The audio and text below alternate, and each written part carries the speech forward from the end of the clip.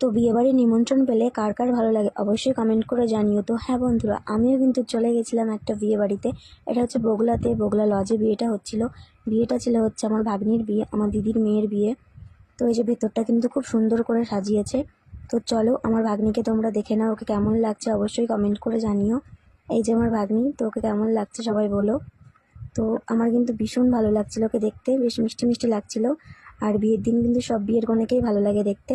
আর এই যে আমি দেখো এখানে কিন্তু আয়নার সামনে একটু ঢং করছিলাম, তারপরে যে বাইরে চলে এসেছি কিছু ফটো তোলার জন্য। আর এই যে ও কিন্তু এখানে বসে পড়েছে ফটো তোলার জন্য, আমিও কিন্তু ওর সাথে ফটো তুলছিলাম। আর বিয়ে বাড়ি মানেই তো খাওয়া দাওয়া, ফটো তোলা, মজা করা, এটাই তো। তো এই যে আমি আর মা, আর আমার মাকে কেমন লাগছে তোমরা সবাই জানিও। আর এই যে পুচকুটা আমার পাশে বসেছিল, এটা হচ্ছে আমার একটা দিদি। তো দিদির কোলে বাচ্চাটা বসেছিল, আর ও কিন্তু আমাকেই দেখছে তখন থেকে। কত মিষ্টি না, একদম কিউট। তো ওকে একটু আদর করছিলাম।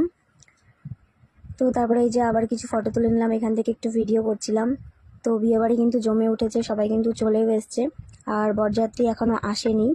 তো চলো এই যে একটু কফি খেয়ে নিলাম মা আর আমি। তো দুজন মিলে কফি খেতে খেতে ভাবলাম কফিটা শুধু শুধু কী দিয়ে খাবো, তার জন্য এখানে কিন্তু চিকেন পকোড়া দিচ্ছিলো, তো এখান থেকে চিকেন পকোড়া খেয়ে নিলাম। তো তারপরে চিকেন পকোড়া খেতে খেতে আমি কিন্তু চলে গেছি সোজা খাবার টেবিলে, যেহেতু অনেকটাই রাত হয়ে যাচ্ছে, আমাদেরকেও বাড়িতে ফিরতে হবে সেই জন্যই।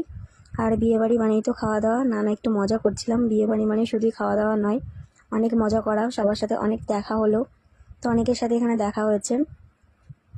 আর খাওয়া দাওয়ার কিন্তু খুব ভালো ছিল, মেনুতে কিন্তু অনেক কিছুই ছিল। তো আমি কিন্তু একটুও নষ্ট করিনি, কি বলবো আর তোমাদেরকে, আমার পাতে কিন্তু সব কিছুই পড়েছিল, আমি তেমন করে খেতেই পারিনি, কারণ অনেকটা আগে আগে খেয়েছি, যেহেতু বাড়িতে চলে আসতে হবে সেই জন্য তাড়াতাড়ি খেতে বসে গেছিলাম, নাহলে কিন্তু লেট করেই খেতাম। তো খাবারগুলো কিন্তু ভীষণ ভালো ছিল। তারপরে বাইরে কিন্তু ফুচকা দিচ্ছিলো, যাই হোক পেটে আর জায়গা ছিল না বলে ফুচকাটা কিন্তু খেতে পারিনি। তারপরে যে বর কিন্তু চলে এসছে, আর বর কিন্তু আমার বন্ধু হয়, যাই হোক আমার দিদির মেয়ের সাথে কিন্তু আমার বন্ধুর বিয়ে হচ্ছে। তো তারপর যে বর চলে এসছে, আমি ওই যে বাইরেটাই থেকে ভেতরে চলে এসেছি।